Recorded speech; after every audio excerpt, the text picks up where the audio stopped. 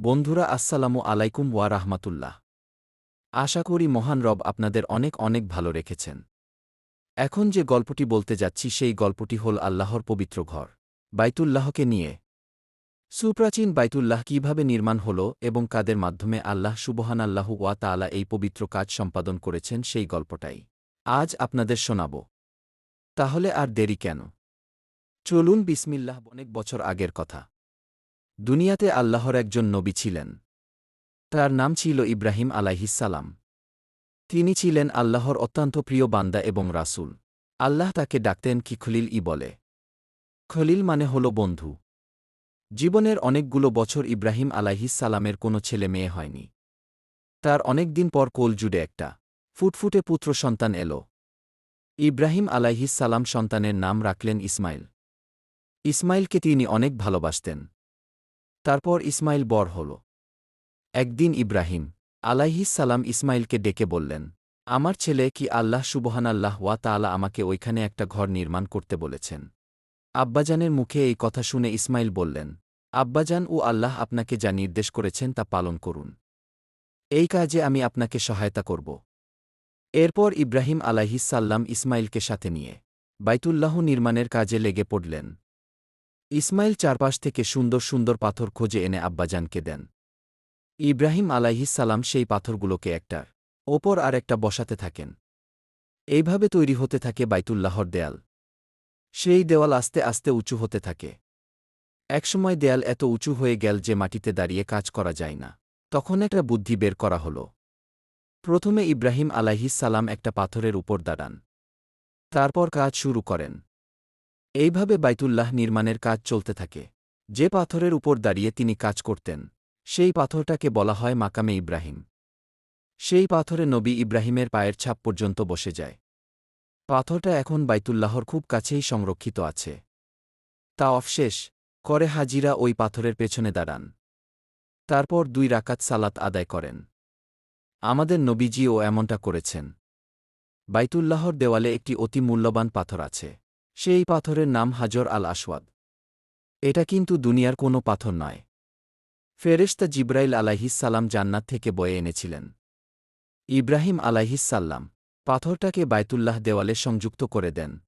এখনও সেটা বাইতুল্লাহর দেওয়ালে এভাবে আছে। তাওয়াফের সময় হাজিরা এই পাথরে চুমু দেন।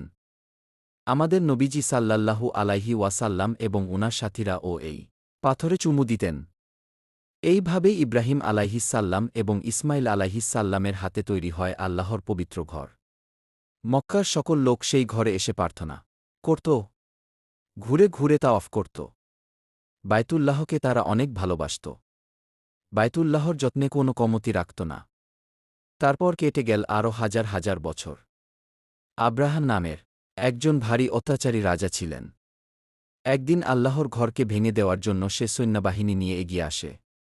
তারা আসছিল হাতির পিঠে চেপে। কি দুঃসাহস সেই রাজার! সে কি না ভেঙে ফেলতে চায় আল্লাহর পবিত্র ঘরকে। হঠাৎ আকাশে দেখা গেল হাজার হাজার পাখি। গোটা আকাশ যেন পাখিতে ভরে গেল। একসাথে এত পাখি আব্রাহারের সৈন্যরা কোনোদিন দেখেনি।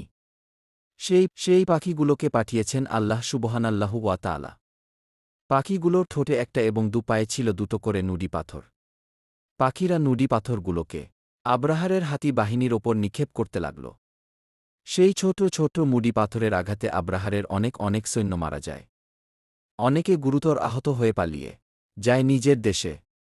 পাখিদের মাধ্যমে আল্লাহ সেই দিন রক্ষা করলেন বাইতুল্লাহকে। এই ঘটনার কয়েক বছর পরেই আমাদের নবীজি সাল্লাল্লাহু আলাইহি ওয়াসাল্লামের জন্ম হয়। আমাদের নবীজি তখন যুবক। একবার মক্কায় ভয়াবহ বন্যা হল। বন্যার পানিতে ডুবে গেল চারপাশ। সেই ভয়ানক বন্যাতে বাইতুল্লাহ ও ভীষণভাবে ক্ষতিগ্রস্ত হয়। মক্কার সকলে মিলে চিন্তা করল বাইতুল্লাহকে সংরক্ষণ করা দরকার। দেওয়ালগুলোকে নতুনভাবে নির্মাণ করতে হবে। আল্লাহর ঘরকে কখনোই ভেঙে পড়তে দেওয়া যাবে না। যেই ভাবা সেই কাজ। সকলে মিলে উদ্যোগ নীল বাইতুল্লাহ সংস্কারের ব্যবস্থা শুরু হল। বাইতুল্লাহর পুনর্নির্মাণের কাজ। এক সময় বাইতুল্লাহর নির্মাণ কাজ শেষ হয়ে এল। কিন্তু বিপত্তি বাঁধল একটা জায়গায়। জান্নাতের পাথর হাজর আল আসওয়াদকে মক্কার কোনো গোত্র বাইতুল্লাহর দেওয়ালে স্থাপন করবে তা নিয়ে শুরু হল তুমুল দ্বন্দ্ব। অবশেষে সিদ্ধান্ত হল আগামীকাল ভোরে সবার আগে যে লোক বায়তুল্লাহতে প্রবেশ করবে তার কথায় সকলকে মেনে নিতে হবে। দেখা গেল পরের দিন ভোরে সকলের আগে বাইতুল্লায় প্রবেশ করেছেন আমাদের নবীজি মোহাম্মদ সাল্লাল্লাহু আলাইহি ওয়াসাল্লাম। নবীজিকে দেখে সকলে বেশ খুশি হল। সব্বাই বলে উঠল, এই যে আল আমিন, আমরা তার উপর সন্তুষ্ট। আমাদের নবীজিকে তখন সকলে আল আমিন বলে ডাকত। আল আমিন মানে বিশ্বস্ত। তারপর নবীজি একটা বড় চাদরের মাঝখানে হাজর আল আসওয়াদকে রাখলেন। গোত্রের দলপতিরদের সেই চাদরের চারপাশ ধরে বায়তুল্লাহর কাছে নিয়ে যেতে বললেন। সকলে নবীজির কথামতো কাজ করল। চাদরের চারপাশ ধরে তারা সেটাকে বায়তুল্লাহর কাছে এনে রাখল। এরপর নবীজি নিজের হাতে পাথরটাকে বায়তুল্লাহর দেওয়ালে লাগিয়ে দিলেন। নবীজির এই কাজ এবং বুদ্ধিমত্তা দেখে সব্বাই অনেক খুশি হল। নবীজির অনেক প্রশংসা করল। এভাবেই পুনরায় নির্মিত হল বাইতুল্লাহ, আল্লাহর পবিত্র ঘর। সারা দুনিয়া থেকে লক্ষ লক্ষ মানুষ বায়তুল্লাহতে আসে হজ্জে আর ওমরাহ করতে। বায়তুল্লাহর রয়েছে 4টা কোণ। প্রতিটা কোণের আছে আলাদা আলাদা নাম। যে কোণে জান্নাতের পাথর হাজর আল আসওয়াদ আছে সেই কোণকে বলে রুকন আল আসওয়াদ। বায়তুল্লাহর আর একটা গুরুত্বপূর্ণ কোণ আছে। হজ বা উমরার সময় হাজিরা সেই কোণকে স্পর্শ করে। সেই কোণের নাম হল রুকন আল ইয়ামেনি। ইয়েমেন নামের একটা দেশ আছে। বাইতুল্লাহর ওই কোণ সেই দেশের দিকে মুখ করা বলে এটার নাম রুকন আল ইয়ামেনি। বাইতুল্লাহ তোয়াফের সময় আমাদের নবীজি ওই কোণকে স্পর্শ করতেন। বায়তুল্লাহর আর একটা কোণ এর নাম রুকন আল ইরাকি। এই কোণটা ইরাক দেশের দিকে মুখ করা। অন্য কোণের নাম রুকন আল শামি, যা শাম দেশের দিকে মুখ করা। বায়তুল্লাহর একটা অংশ কিন্তু একদমই খোলা অবস্থায় আছে। তার ওপর কোনো ছাউনি বা ছাদ কিছুই নেই। সেই অংশটাকে বলে হাতিম। হাজিদেরকে হাতিমের বাইরে দিয়ে তা অফ করতে হয়। বায়তুল্লাহর চারপাশের খোলা জায়গাকে বলে মাতাফ। মাতাফ মানে হল চত্বর। এই মাতাফে ঘুরে ঘুরে হাজিরা বাইতুল্লাহ তা অফ করেন। মাতাফের মেঝে দুর্লভ সাদা মার্বেল পাথরে মোড়ানো। বাইতুল্লাহর খুব কাছে আরও একটা অতি আশ্চর্য জিনিস আছে। সেটা হল জমজম কূপ। এই কূপটাও হাজার হাজার বছর পুরনো। ইব্রাহিম আলাইহিস সালাম তার স্ত্রী হাজরা এবং সন্তান ইসমাইলকে নির্জন মক্কায় রেখে যান। ইসমাইল তখন একেবারে কোলের শিশু। একদিন ইসমাইলের খুব পিপাসা পায়। পানির জন্য ছটফট করতে থাকে শিশু ইসমাইল। ইসমাইলের মা হাজরা আলাইহাস সাল্লাম অনেক খুঁজেও কোথাও পানি পেলেন না। এদিকে পানির জন্য হাহাকার করছেন ইসমাইল। তার কান্নায় আকাশ বাতাস ভারী হয়ে উঠল। ছেলের এই অবস্থা সহ্য হল না মায়ের। তিনি দৌড়ে একটা পাহাড়ে উঠে গেলেন পানির জন্য। কিন্তু সেখানে কোনো পানি নেই। সেখান থেকে ছুটে আর এক পাহাড়ে উঠলেন। সেখানেও কোনো পানি নেই। এইভাবে তিনি 7 বার উঠলেন আর নামলেন পাহাড় দুটোই। কিন্তু হাই এক ফোঁটাও পানির সন্ধান কোথাও পেলেন না। খালি হাতে তিনি ছোট শিশু ইসমাইলের কাছে ফিরে আসেন। এসে দেখেন ইসমাইলের পাশে কি সুন্দর একটা পানির ঝরনা বয়ে যাচ্ছে। খুশিতে ভরে যায় মায়ের বুক। আনন্দে তার চোখে পানি এসে যায়। দুহাত ভরে তিনি ইসমাইলকে সেই সুমিষ্ট পানি পান করান।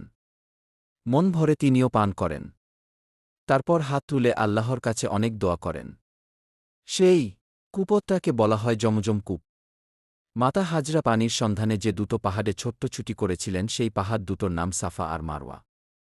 হাজিদেরকেও ওই পাহাড় দুটোতে 7 বার ছুটোছুটি করতে হয়। এই ছুটোছুটি করাকে বলা হয় সাই।